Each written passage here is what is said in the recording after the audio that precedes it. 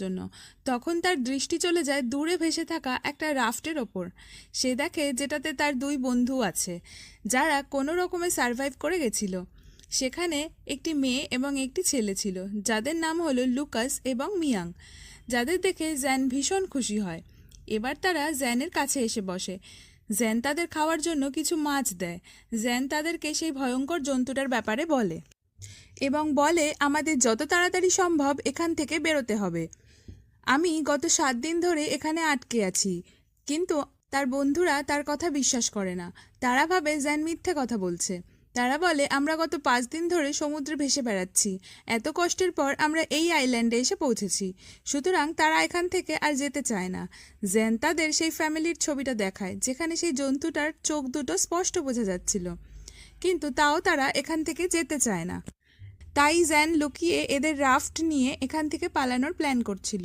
Gen যখন এখান থেকে রাফটটা ঠেলে জলে নিয়ে যাচ্ছিল, তখন মিয়াং তাকে দেখে ফেলে আর জ্যানের ওপর তারা হামলা করে দেয় এবং মিয়াং জ্যানকে বাড়ি মেরে অজ্ঞান করে দেয়।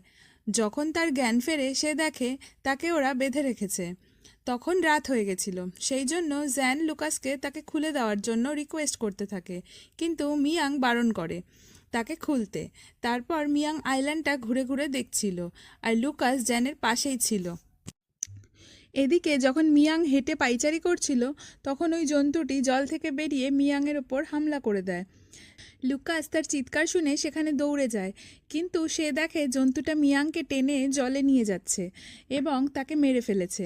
এটা দেখে সে খুব ভয় পেয়ে যায় এবং একটা গাছে উঠে বসে।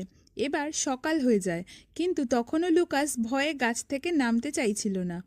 এবার সে বুঝতে পারে জ্যান সত্যি বলছিল। জ্যান এবার লুকাসকে বলে যে দেখো, ওই জন্তুটা শুধুমাত্র রাতেই আসে, দিনে বাইরে আসে না।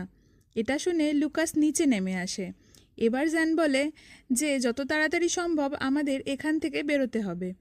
লুকাস এবার যাওয়ার জন্য রাজি ছিল। এরপর তারা কিছু মাছ এবং নারকেল তাদের সঙ্গে নিয়ে নেয়। লুকাস খুবই ভীত ছিল, কিন্তু জ্যান তাকে বোঝায় যে জন্তুটা শুধুমাত্র রাতেই অ্যাটাক করে আর রাত হতে হতে আমরা এখান থেকে অনেক দূরে চলে যাব।